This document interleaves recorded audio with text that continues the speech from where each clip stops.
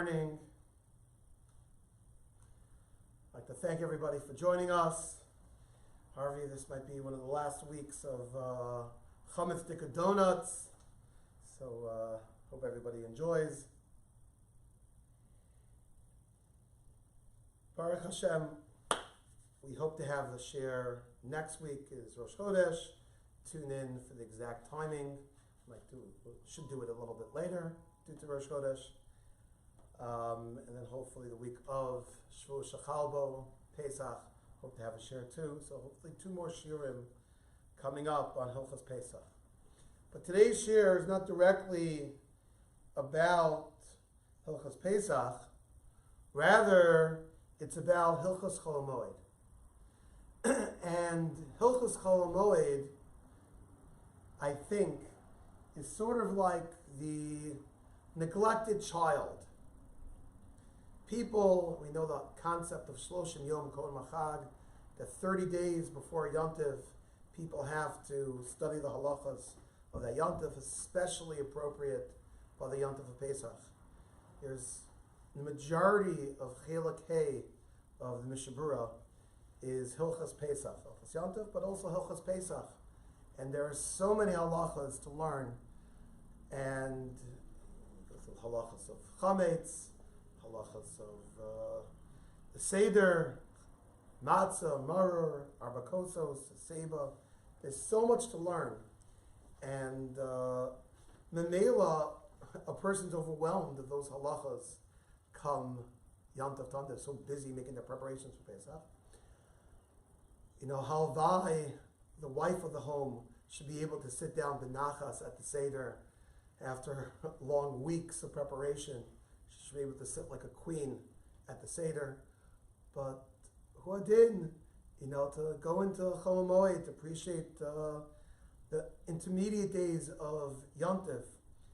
And unfortunately, there's not so much time spent learning these halachas. There's a Hom Sechta, Moed Katan, that's dedicated to this. But nevertheless, the halachas of Chol Hamoed are somewhat neglected, somewhat not so well known.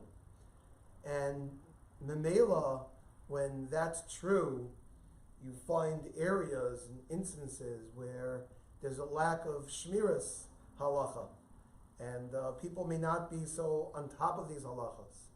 The Mishnah in Avos talks about kol mevades ma'adim, person who, on some level, defames, embarrasses Yontif, and the Mepharshim say it's talking about Chol Hamoed, which is unfortunately through the ages an area which people view more kal and don't treat it properly with the proper respect that it's due. If you go through the Gemara, the Rishonim, in Moed Katan, you'll see there's a major machlokas. Is mulacha on Yontif, on Chol Hamoed, aser midaraisa or just Rabban? Now, the fact that there's a tzad to say that mulacha is aser on Chol Hamoed daraisa, that's a pretty serious thing. That means the same way that there's an iser on Yontif, one can't do mulacha.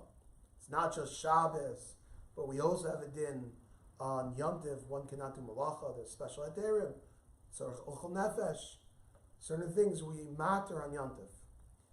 So really, Chol Hamoed is like Yontif, just a level down. There's more heterim when it comes to Chol Hamoed than there are just for Yontif. But those heterim don't take away from the fact that the starting point is everything is also. And the things that we're allowed to do on Yontif, and even more permissible, the things that we're allowed to do on Chol Hamoed, are things which are specifically permitted in certain circumstances. But other than that, things are also. And it's a different perspective. I think many people have the idea, the mindset, Chol Hamoed is everything is mutter. It's just there's certain things you have to do. You have to go to davening, you have to daven musaf. You know, maybe they heard of the idea of being misameach on Chol Hamoed, maybe they heard of that.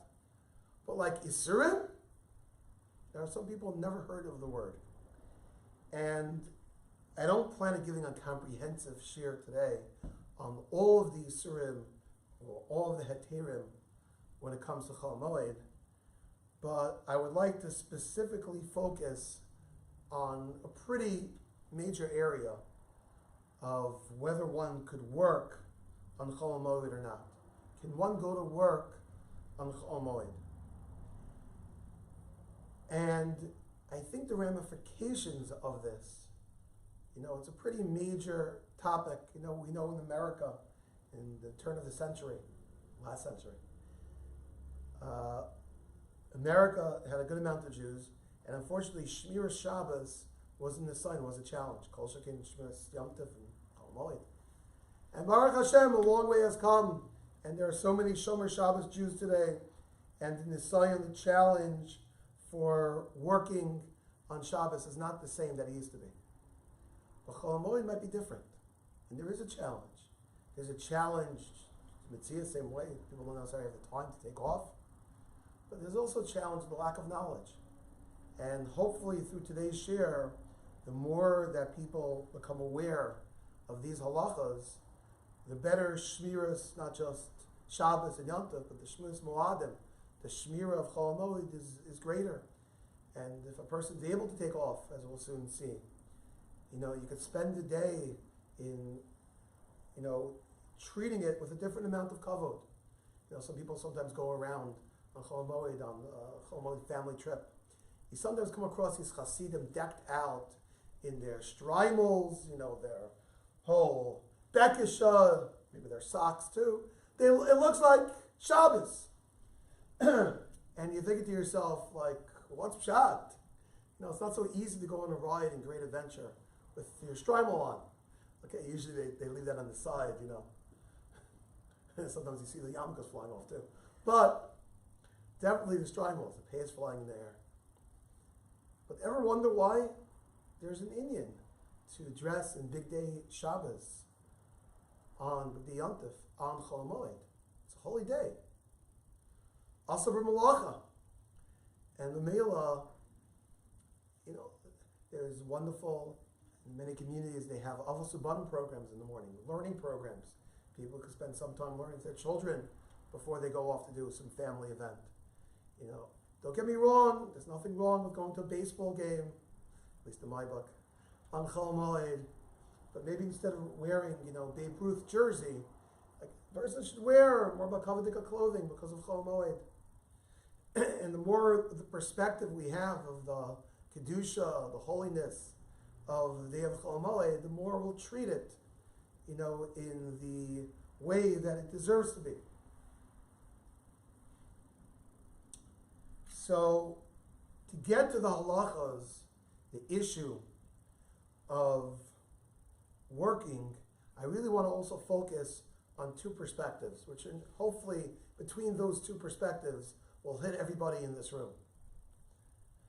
And that is, A, from the perspective of the worker, a person who has a job and is working, and that working could be for a boss, or maybe even working for oneself. What could one do on Chol Hamoed? Can a person go to work, do work on Chol Hamoed? But secondly, which is also Nogeya, if you own a business, and if people work for you, what should your perspective be on Chol Hamoed for that business? Both sides of the equation. You're working for somebody, you're self-employed, versus you have people working under you. You're the boss. What's the halachas? Agabe Chol Hamoed. We'll see. May it be so pashut. I'm the boss. Baruch Hashem, I'm doing well. I'll take off. My workers, you're going to come to work. We'll see how simple such a thing is. So I'd like to begin with the heter of davar ha'avod. One of the heterim to do things on Chol Hamoed, do work on Chol Hamoed, is the heter of a davar ha'avod, something that's going to be lost. If you look on your sheets, the Marmakomos, it's the Shulchan Aruch Orach Chaim, Siman Tov Kuf Lamed Tes, Siftal. Machaber writes, Im yeshol schora, if a person has business, person has merchandise, Shimlo yimkereno ata, if you don't sell it now, yavsim me'akeren, you'd lose out your principal. You know, people could buy things which are seasonal. If I don't sell it, I'm going to lose out. One of the cases besides, obviously, food, which could go bad. You know, I know, I think I have some Talmidim that are involved in the ticket resale business. They buy tickets to certain events, and they resell them. If you don't sell that by the time of the event, you're going to lose your Karen. We're not talking about profit. We're talking about the principle that you invested. So something which is a davar avod, so motul machra. Machaber writes, it'll be mutter for you to sell it on Chol Hamoed, because if you don't, then it'll be a davar avod, it'll be a loss. And Hilchos Chol Hamoed, the Isurim, take into account, we don't want a person to have a loss. I saw one of the Svarim explain, this is part of the Menuchas Nefesh of Yontif. It's hard for a person to be happy and joyous on Yontif if he's so nervous over the loss of what might be. Obviously, it's not a heter to sell something on Shabbos or on Yontif. But on Chol Hamoed, there is a heter of Davar Avod. It's a further heter beyond the regular heter we have for Yontif. The one would be allowed to sell something which would incur a loss. Avim lo yavsid me'akeren lo. If you not lose from the principal, then one would not be allowed to sell it. And the Mishabur over here points out a very important case. So once you tell a person, okay, you know what? You're allowed to sell merchandise. You're allowed to sell things if you're going to incur a loss. Okay? So what happens? You know, if I don't, there's a tremendous offer over here. You know, I could make such good money. It's waiting for me right here. Would be a person allowed to do a business deal where he make money off it, but if he doesn't act today on Chol Hamoed, he'll lose it all. So the Mishabura tells us we don't paskin like Abe Lincoln. A penny saved is not the same thing as a penny earned. He says, I know avshu sava alter via charbe. Even though a person thinks he can make a lot of profit, that is not allowed. The havaras revach lo mikri seda. The loss of a profit is not called a loss. A loss must mean something I already invested money in, and if I don't sell it today on Chol Hamoed, I'll get a loss. That's the only thing you're allowed to do and sell on Chol Hamoed. But there's an amazing offer, there's an amazing deal. I'm the only one who has access to it. I could do it, I can make it. No. One can't do that in that situation, and one has to be careful what to do. Now,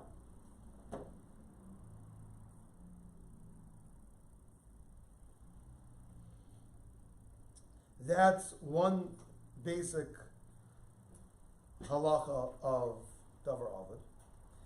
Now, there's also, it's very important in Chol Hamoed, there's really two types of work, one more usher than the other. There's basic, there's something to do, shining your shoes. That might be mutter, al Chol Hamoed, do you look good? Okay, but let's say,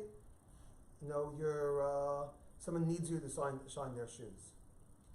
So if it's not a professional type of shining, look, you bought a little squeeze tube of shoe shine and you apply it on your shoes. That's not called malachas uma, and that's not called an expert working. Just you doing something. You can't shine your shoes in Shabbos or Yom Tov. On Chol Hamoed, for a tzarech, one will be allowed to. But there's another madrega called a maisa uma. I guess by a shoe shine, in the airports they still have them. It used to be a very popular thing back in the day. You have a big chair, and you go sit up there, and the person goes and does their shoes, your mamash feel like $1,000,000. So that's called a Maisa Uman. He's a professional shoe shiner. A Maisa Uman is more Asar Chol Hamoed. So the Heter Davar Avod only applies to pashtas, to a low-level, basic work. But the work of a super professional is not allowed unless it's a hefse meruba. There's two types of loss. There's a loss. Look, you bought a ticket for $50. If you don't sell it today, you're going to incur a loss. Okay? So Davar Avod says you can sell it today. But something which is a hefse meruba, much more substantial loss, that would not only allow you to do malacha on Chol Hamoed, it would even allow you to do malachas uman. A professional work would also be permitted. Now, what constitutes a substantial loss and a small loss? That, of course, is relative to the person. Depending on the person's financial standing, or expectations in the community, who knows. But that's more relative to, it's not an objective measurement, it's more subjective to where you're up to, what's a big loss for you or not. And but just obviously keep in mind that the more professional the work that one is doing, the more that is perhaps, if you're not supposed to be doing that, would be a zilzul of the moed. So we find there is a heter for a davar avod to sell, to engage in malacha on Chol Hamoed. There's an interesting, and this I also have on the sheets, you find later on in the Shulchan Aruch, in Tav Kuf Mem Beis, where the Ramah writes, it's the end of Halacha Aleph over there, it says, Davar Avod Muter lasas afil b'skar katzav. A davar avod would be allowed to do even for money.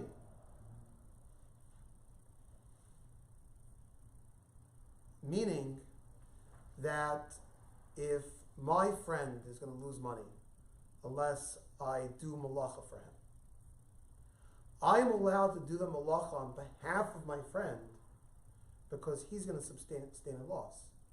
Mitzad me, myself, I'm ready to take off on Chol Hamoed.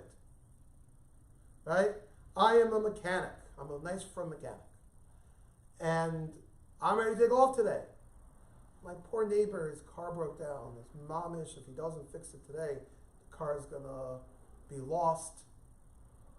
Okay? It might also be Tzarech Moed. He needs to travel somewhere. You could have scenarios. But by a davar or avod, something like that, I would be allowed to work for my friend on Chol Hamoed because for him it's a loss. It doesn't have to be a loss for you. It could be a loss for another Jew. And the Ramah writes, you can get paid for it. Right? I pull up on the side of the road to help him. His car broke down. So, okay, time is money. I could charge for it. I could help him because it's for him. The Chavetz Chaim, though, writes,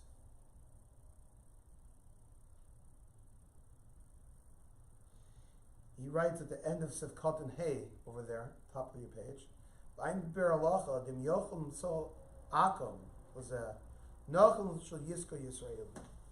if you could find a guy, especially if you're going to charge for it, then it's better to find a guy to do it than for one to do it himself.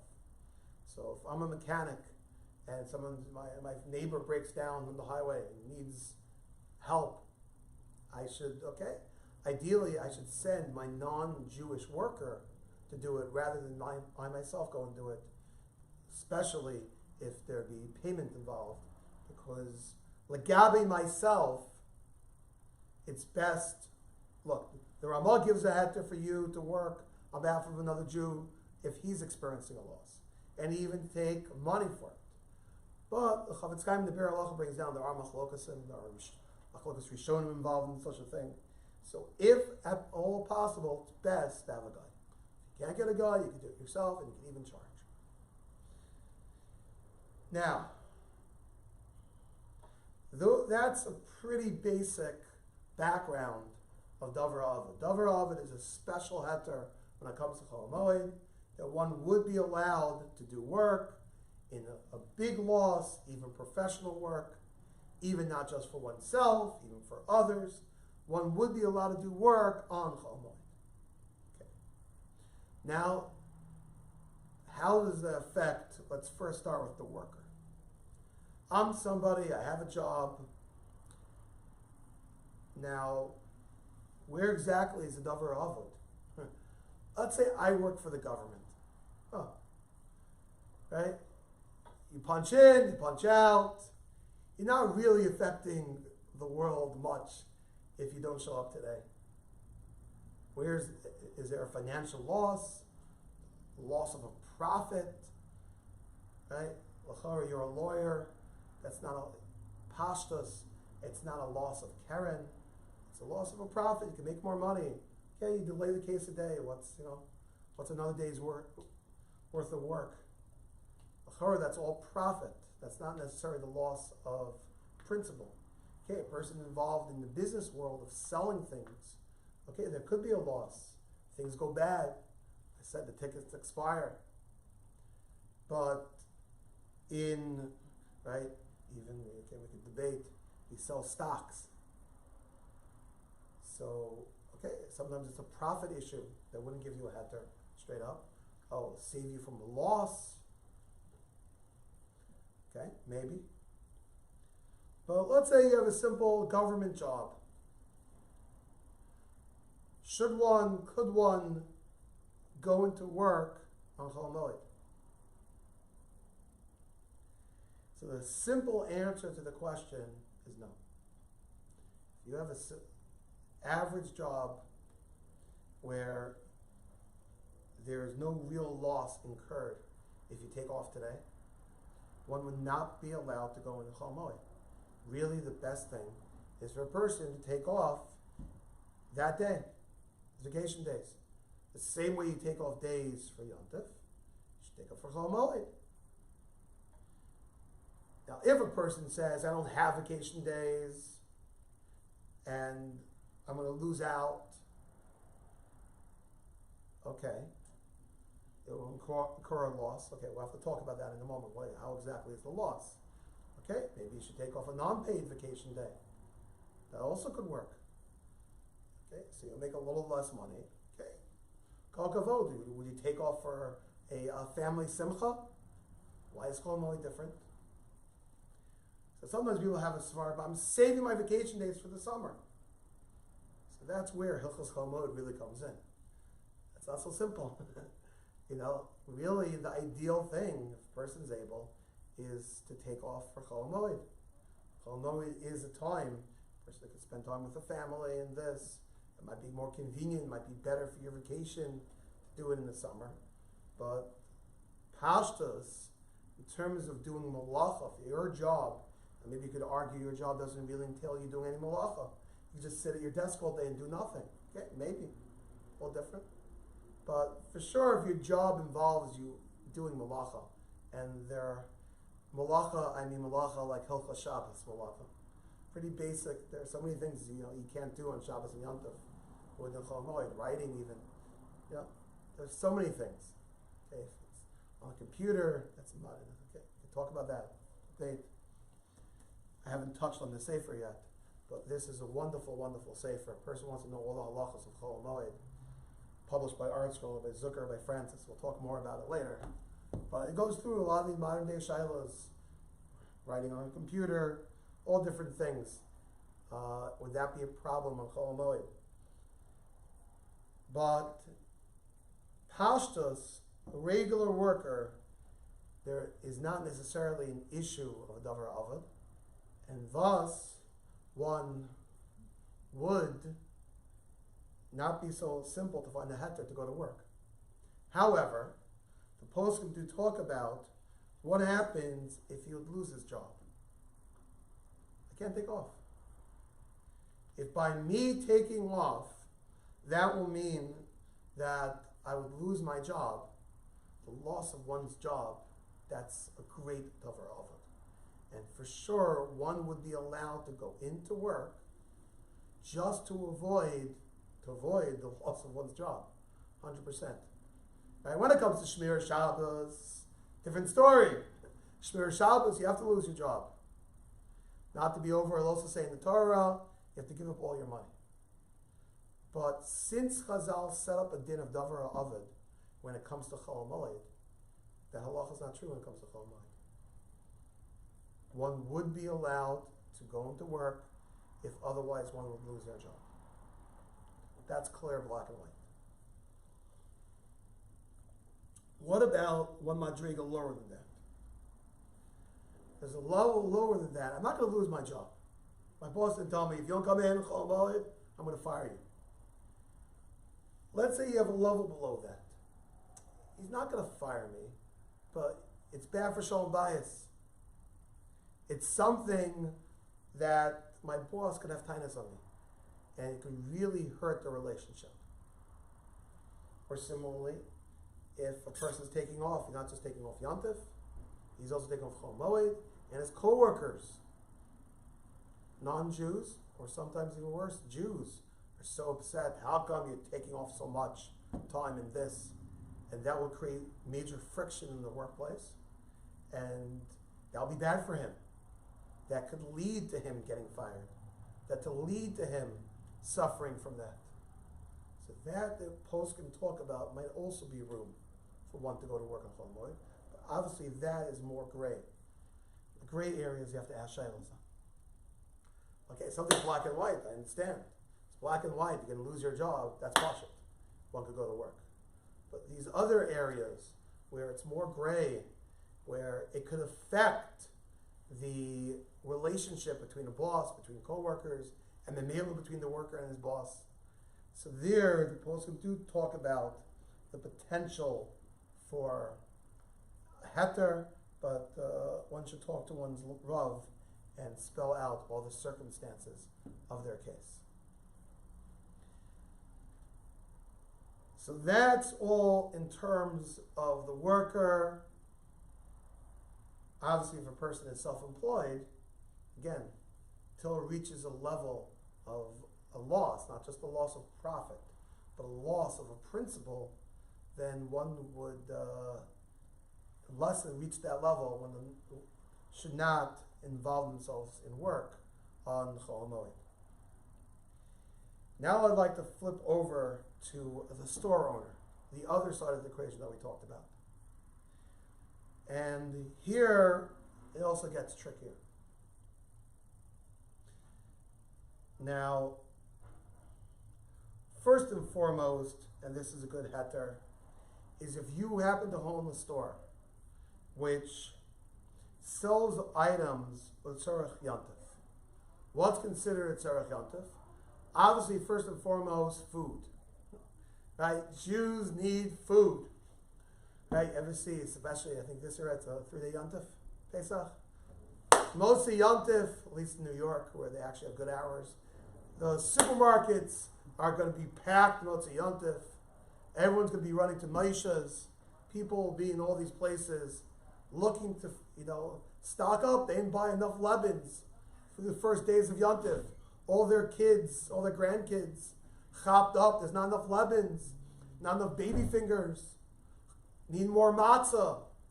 So obviously, in all these circumstances, right? I own a nice Jewish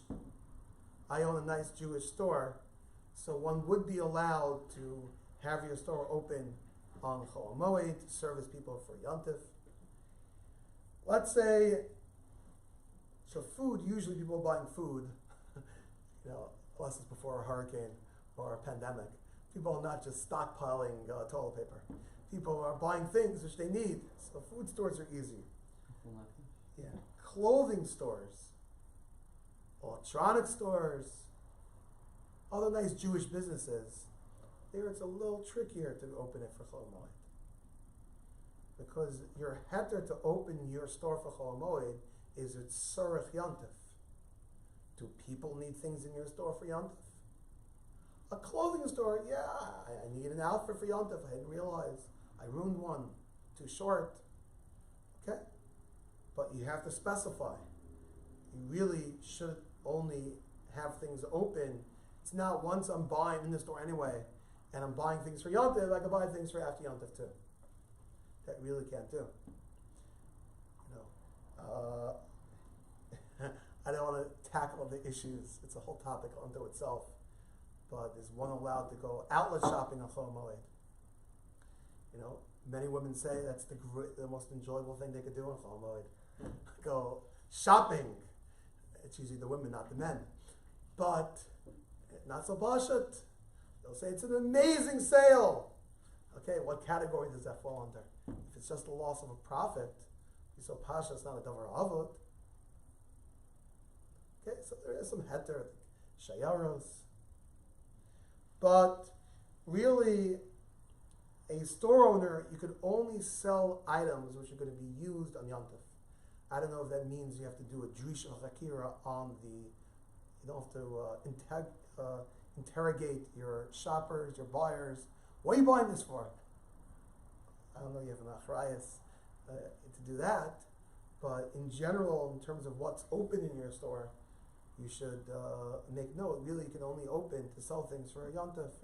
You have a Judaica store. Okay, I hear people are going to use Svarim, for Yontif. But just to buy Haggadah to put it away for next year, because it's on sale after Yontif. Not so simple. Yeah, Tzarchei Chol Hamoed count too. Right, 100%. Electronics also. Yeah.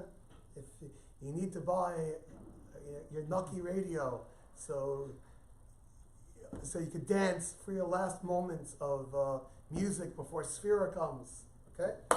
Yes? All the Afikomen presents, yeah, that's a major Tzarech Hamoed. You're in a toy store. What could be greater than a kid simcha of buying his Afikomen present? I remember one year, my brother was we were all together in Brooklyn, my brother and his family. I remember the first day of Chol Hamoed, we drove out to the Toys R Us near the Marine Park Bridge. We all went and got stuff at Chol Hamoed. It was like, geschmack. A lot of fun. My kids might remember that too. So, one would be allowed to sell items, again, for Chol Hamoed with Tzarech Yontif. It's interesting, this would apply. Once you're allowed to sell to Jews, you're allowed to sell to Goyim too. On that there is an agav, not to Jews. I can't sell Jews non-Chol Hamoed items. But once your store is open, there Chazal do allow you to sell items. Yeah? It wouldn't be good for discrimination laws either. If you ask your nice Asian American, I'm sorry you can't buy by me today, it's Chol Hamoed. Only the Hasidim could buy, but we can't buy. No, one would be allowed to sell to non-Jews on Chol Hamoed once your store is open. There's a very interesting shayla I came across regarding a store on Chol Hamoed. Okay, let's say you do not have a store which sells things for Chol Hamoed, sells things for Yontif. Okay, you're not in the food business for Jewish people. You're not in the entertainment business, toy business. Right? Clothing business. No. You have a business which is no shaykhs to Yontif. Okay? You sell carpet. Okay? You have a carpet store, home furnishings, whatever. Okay, sorry, your thing got dirtied, okay? But in general, that's not a business for Yontif. But you realize, look, especially a year where Chol Hamoed is the middle of a week, so you have multiple business days, and you're going to be shut, not just the weekend for Yontif, but the whole week for Chol Hamoed, and you normally have buyers that come to you, and you're afraid of the following scenario. Once they don't come to you this week because you're closed, they're going to go to your competition. The Gentile has a business down the street. He also does home furnishings. He also has a carpet store. Right? Alibaba, imports his carpets. They fly them in, right? So, if your business is closed, you're afraid your competition is going to get all the business, and not just okay. So I lose out my profit today. That's part of Chol Hamoed, right? No, but it could set up for the future. Once they start buying by the neighbor, by the competition, who said they ever come back? Right? It's not so much loyalty. I remember a story. It hit me, loyalty and business. There once was a situation where I know a friend of mine had a business, and then someone else opened a business, let's say Beheter, not an issue of Asagas Gvul. And the other place charged cheaper, so everyone went to the other guy. And my friend was running this business for years, and he was bothered. I had these customers for years.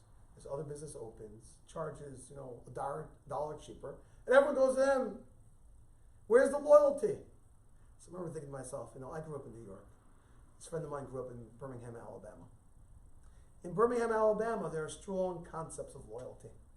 In New York, whatever's cheaper, I'm there. And thus, I'm a business owner in New York. I'm nervous. What's going to be? If I don't have my store open a Chol Hamoed, they're going to go to the competition, and who says he'll ever come back? So this shaila was posed to a couple Gedolim, and it's fascinating to see their difference of opinion of how to deal with it. I found this shaila in two Sfarim. One is the Chol Hamoed Sefer from Rabbi Francis Rabbi Zucker, published today by Art Scroll. I also found it, Rabbi Chaim Aryeh Ginsburg, years ago put out a Sefer, Shal Shuvas Divrei Chachamim, many shalos that he asked Gedolim. So he discussed, not this particular shaila, that's more spelled out in that Sefer, but discussed this shaila about opening a store on Chol Hamoed without any tzorach Yom Tov.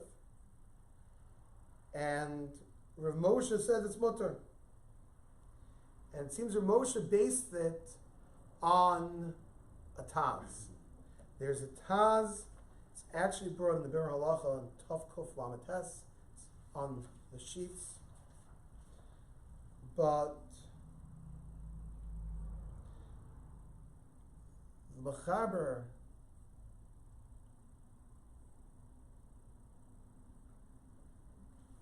himself talks about, when he talks about the heter, Davar Avod is for a person that needs the money. But if a guy is wealthy, Mishi Yish Lo Mos Berevach, Lo Tzim Simchas Yom Tov. So, hey, we're not so quick to give out heterim for Davar Avod. So, the Bir Halacha brings the Taz. The Taz says, we're only talking about a guy, it doesn't mean he has money. He's muflog ba'ashiris. He's a multi-millionaire in today's terms.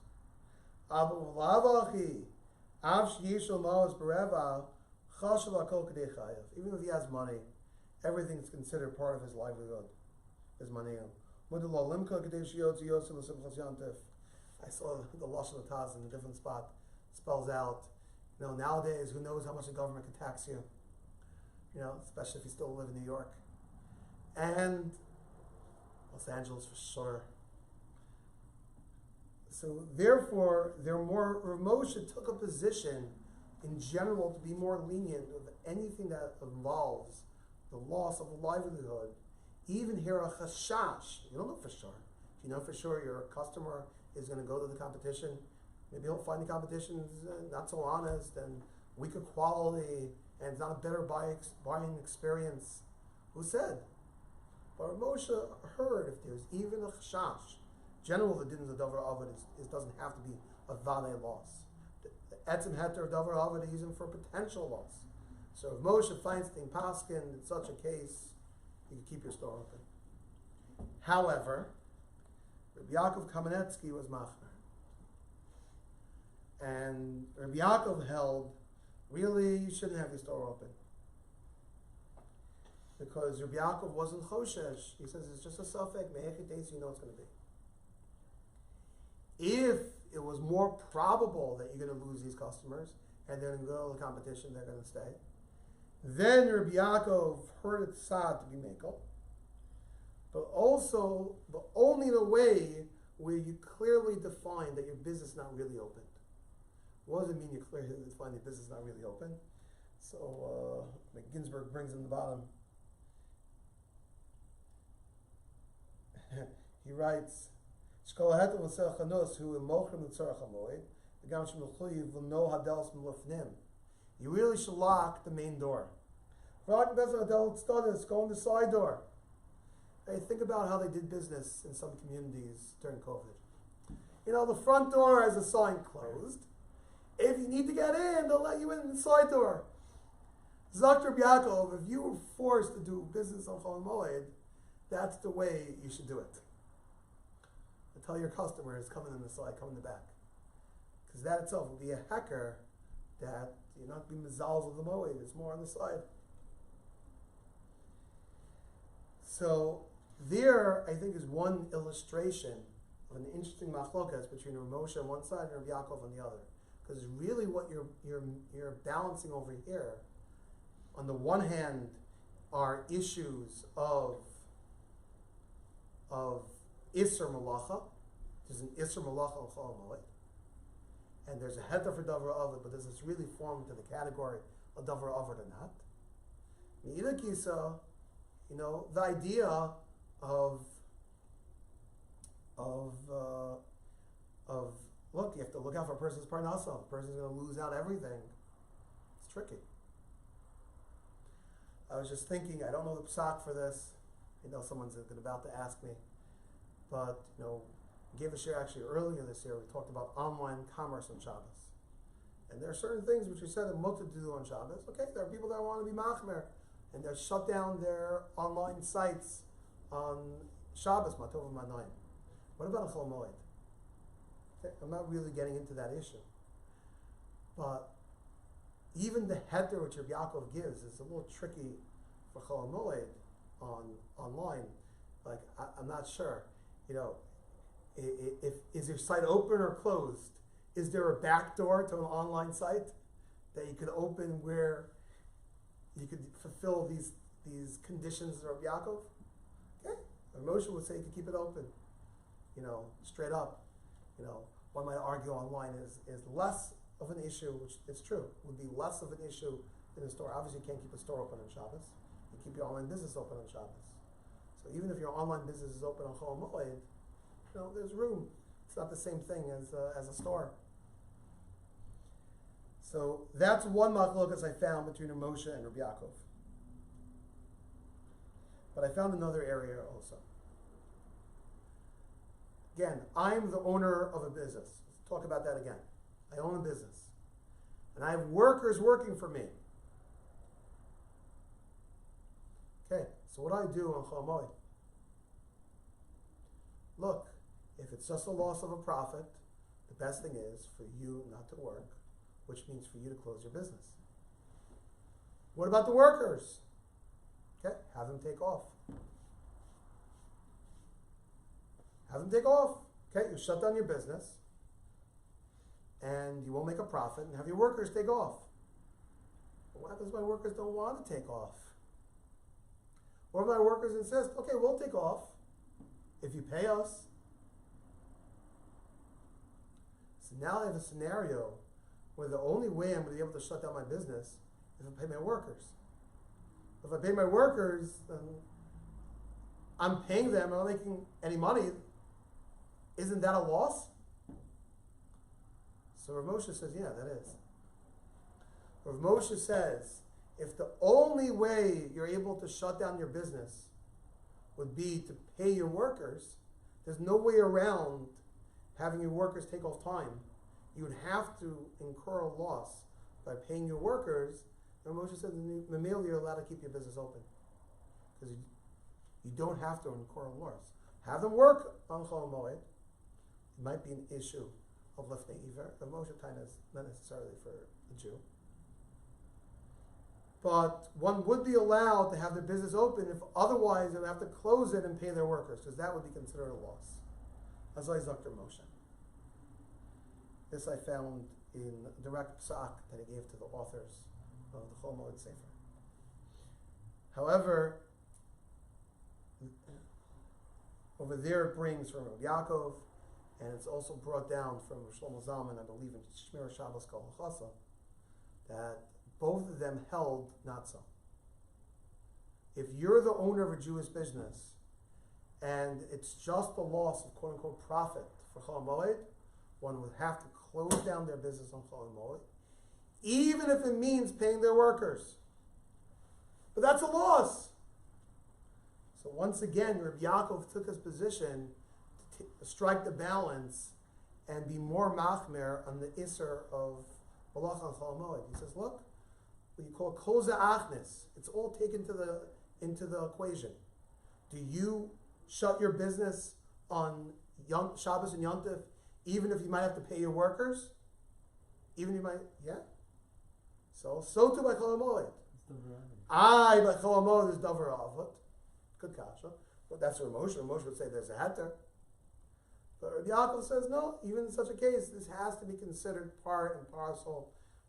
First, this is a mamela loss. Such a situation, no, it would not be so simple to keep your business open just for that.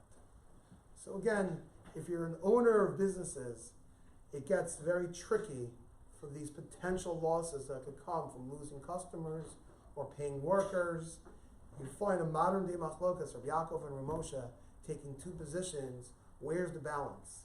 Is the balance more on the part of the Isurei Chol Hamoed, or is the balance more on the heterim for the livelihood of a Jew? I would just like to add one more aspect here in the sugya, is the heter for a Pol she'en lo ma yochel, for a worker who doesn't have what to eat. If you look in your sheets, it's Oz Daled. This is Tav Kuf Mem Beis Sef Beis. Kol malacha mutar la'asos adei poel. Any work would be allowed for you to employ your worker.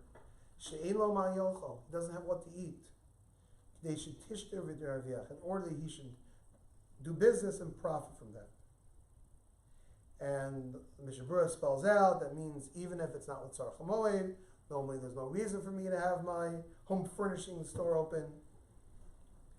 100% you're allowed to employ your worker if he mamish needs the money. Mishabura writes it means he mamish would have nothing to eat. But if he has lachem and mayim, then he can't do malacha. Now there is, Chavetz Chaim brings a Yesh Omrim that's even more mekel, even, okay, he has basic food, but he doesn't have a Tzarech Yontif. So then he would be allowed to work on Chol Hamoed. The Chavetz Chaim brings that's best in that situation. He should work privately, b'tzina,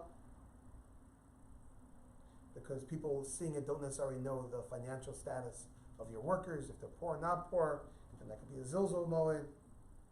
But if you can't do it b'tzina, you can do it for hesya, since the guy doesn't have anything. So in general, there is a heter for me to employ a worker, if otherwise, if I don't give him work, he won't have money. And really that Mishabura that I read earlier, once there's a heter for me to employ him, then I'm allowed to make money on it. Because once there's a heter for one, there's a heter for the other. So I'm allowed to make money off it, just so that I have a worker. So now, people figured out a nice chop of how to make profit, make sure to hire workers that need the money, therefore keep your business open. Okay. There's also something called harama, doing tricks. You shouldn't dafka hire people that will be absolutely poor and need it.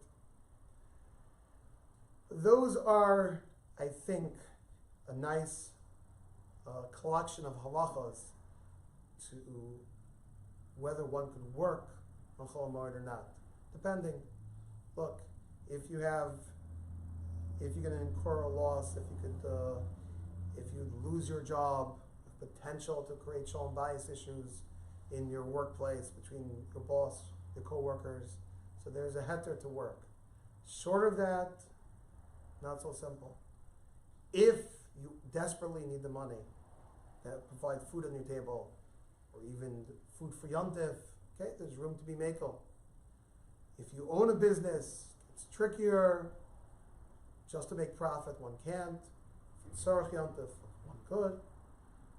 But then there are those areas which, like, you could hear arguments. You're going to lose future customers. You're going to have a loss of paying workers. Okay. There you find the modern day machlokas, of Moshe and Rabbi Yaakov, not so easy. That's where I find the heter. Just like to conclude, in preparing the share, thinking about these halachas of Chol Hamoed, and definitely how it's a mace mitzvah. It's the halachas are not so well known. It hit me, the authors of this sefer. This is the second version, the original version. I know my father has it at home. Rabbi Francis and Rabbi Zucker at the time were Kol Yungalite learning in Lakewood, and they published the sefer. The original name of the sefer was Zichron Shneir, Zecher Nishmas, their Rebbe of Shneir Kala, who unfortunately was nifter relatively young. And they went through, it was the first English halacha sefer on the laws of Chol Hamoed. And they literally introduced people to topics which they didn't know of till now. Well, this is the first project this Chavrusa did together. After they did Chol Hamoed, they decided to do another project. Open a kollel together in Chicago. That kollel, probably close to 40 years. That kollel is one of the most successful kollel in the Lakewood world, the world. And who's to say the schus of publishing this sefer isn't really the impetus of everything they did together? If Kol Mevazes Moadim is a big deal, Kol Shekain, Kol Mechabedes Moadim, someone who was able to Mechabed Chol Hamoed and treat it as a holy day, a day in which you can't necessarily do everything, a day you can learn the halachas of Chol Hamoed. Someone who's Mekadesh and respects the Chol Hamoed, just like the authors of the Sefer, they should be zocha to much, much bracha and hatzlacha in all that they do. Thank you very much for listening. Wish everybody a wonderful week. Hope you enjoy the Here Come Pesach Blues.